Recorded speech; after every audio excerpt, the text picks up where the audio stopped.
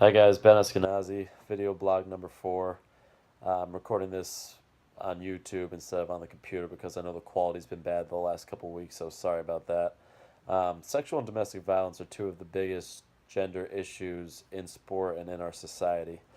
I had mentioned a couple of weeks ago how Ray Rice's abuse of his wife got so much media coverage and how it set a bad example for all the kids that saw the video streamed over and over again on TV.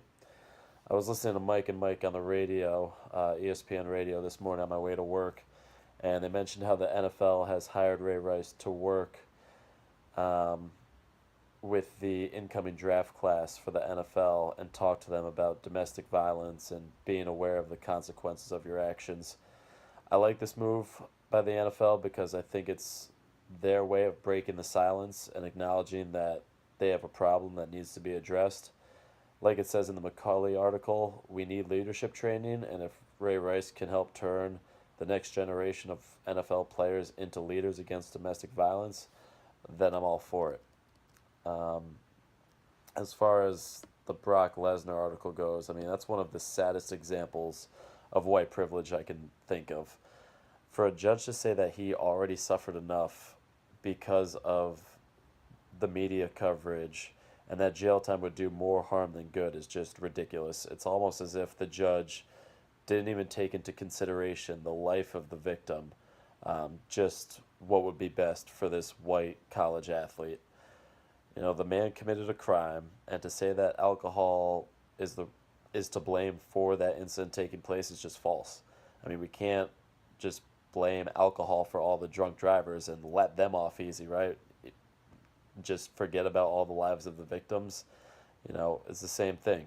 The man committed a crime, and we can't let, you know, alcohol be the scapegoat for a man who made a poor decision. You know, whether he was impaired or not, you know, drunk drivers make the decision to get behind the wheel. Whether Brock's decision making skills were impaired or not, he still made that decision. He has to pay the price, or he should have had to pay the price. The consequences was just not harsh enough in that case, and justice was not served. You just feel for the victim, and all of these articles with these prestigious schools, Duke, Harvard, Stanford, they're just perfect examples of, you know, false sense of power and white privilege. To be honest with you, when these things happen, I think we need to come down the kids incredibly harsh, a lot more harsher than we have been, to set the example that this thing is not going to be tolerated because, you know, first it's just a slap on the wrist and other people see it and say that, okay, like, what's the worst that could happen? You know, maybe we get suspended for a game. If I get kicked off this team, I can just go play on another team. It'll be swept under the rug and forgotten about. Like, that's unacceptable. So I think institutions are starting to realize that it's not worth it for them to put up with this type of behavior, um, to just get rid of the athlete because that 1, 2, 3, 4 years of success that that athlete may give you is not worth ruining the reputation that your institution has developed over probably hundreds of years. Um, and even though we hear about the prevalence of domestic abuse in sport, it's such a huge problem for our society as a whole and needs to be addressed. And I see it teaching in Hartford um, more often than I should, and probably it happens more often than I even know about. We had an incident a couple of months ago where a mom was dropping off her son at school, and the father had followed her in another car. When she got out of the car to help her son out of the back seat, the father just pulled up right behind her, got out of the car, and started brutally beating her up in the parking lot in front of other parents and elementary school children to see. And, you know, no child should have to witness this, number one.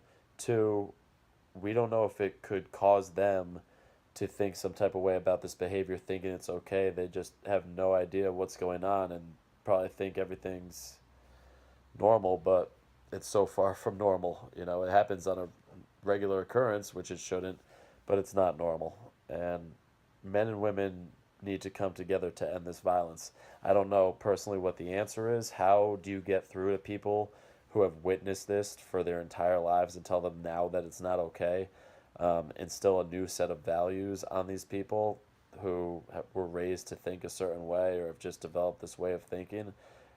I don't know the answer, but we need to start trying different things because it makes you fear for just not the lives of our athletes, but also just the lives of our young students and just the future of our society as a whole. So that's my feeling on that very serious topic. When I think of gender issues, this is right at the top of the list, and I hope it gets addressed. I hope it gets better. I can't honestly think of it getting any worse with all these things that you hear about and how prevalent it is. It can't seem to get any worse, but hopefully leaders will come out and men and women will join forces and maybe harsher penalties for the crimes committed and better reporting of domestic violence so that these things stop. So hope you enjoyed the video and see you next week.